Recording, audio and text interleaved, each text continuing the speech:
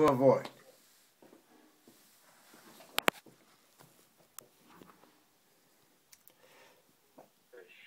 Let's say that this we've had this premise for a few weeks now that in order that the person is has a fear of death inherently within them, and out of the fear of death they've made a life. So in the fear of death and making a life, you live in a constant suppression and repression. So in a repressed society and a repressed individual, you have neurosis. You have a neurotic society. Okay, because it's living in an illusion of self. When it's deeply repressed over time and space, you then have pathological societies and pathological human beings. So pathological human beings identify with countries, with ideas, with families, they make identifications historically.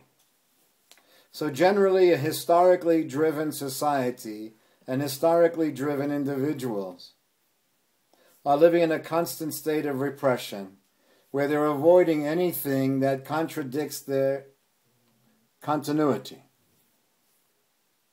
So any soul searching or any examination or reflection is seen as very scary because any reflection changes the nature of the history to some extent. If you walked in on your father having sex or something like that, the perspective of father would shift.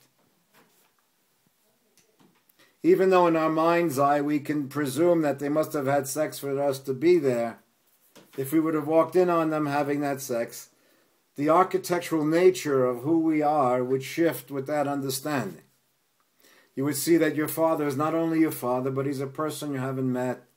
Your mother's a person you haven't met. They're people in their own right.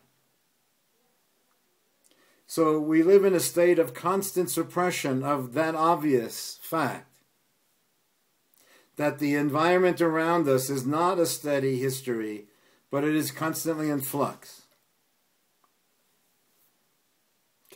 We together so far? Okay. So one is driven to continue. Anything that interferes with the continuity is repressed. So inherently, as we create frameworks with each other that live in a state of repression in order to maintain the continuity, we live in an increasingly neurotic situation.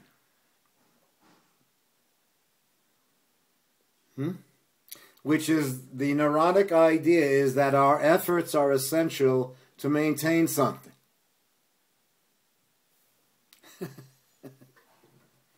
Do you understand? This was a private conversation. We were just trying to create a bridge with Yost creatively. But let's go over that again. The individual is living in a state of constant repression and suppression in order to continue. Can a human being actually see while they're living in a state of repression and suppression? So I think Norman Brown had posited something similar to that, in that the state of repression creates a neurotic society, which in turn over time creates a pathological society, where one is driven not by the intelligence or health of life, but is historically determined. Okay. Can one see at the same time that they're suppressing seeing?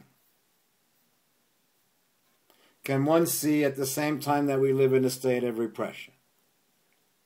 So I say that one can see that they're avoiding through interaction.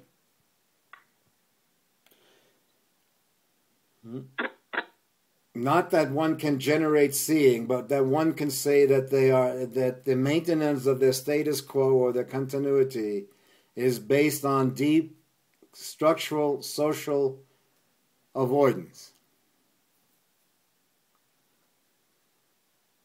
and that the continuity of the society and of the individual is based on that avoidance. Now one then wants to explore the truth. One wakes up in their life and they want to see, they want to paint, they want to explore art, they want to Buddhistically meet themselves, explore their life, and they run into the self in the exploration.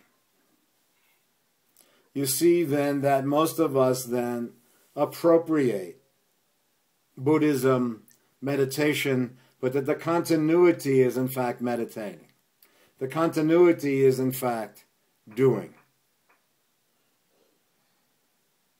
So I'm positing that it's in the failure of the path that one is forced to reflect from almost like a death experience. It's not that we'll say that the lover leaving you or the failure of your Buddhistic path is what has happened.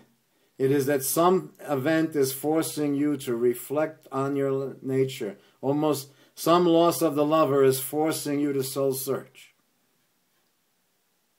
The soul searching I feel is not around the me continuity. The soul searching interrupts the continuity. Oh, we're getting calls here.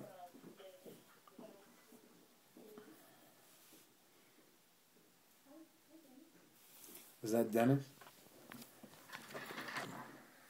Okay.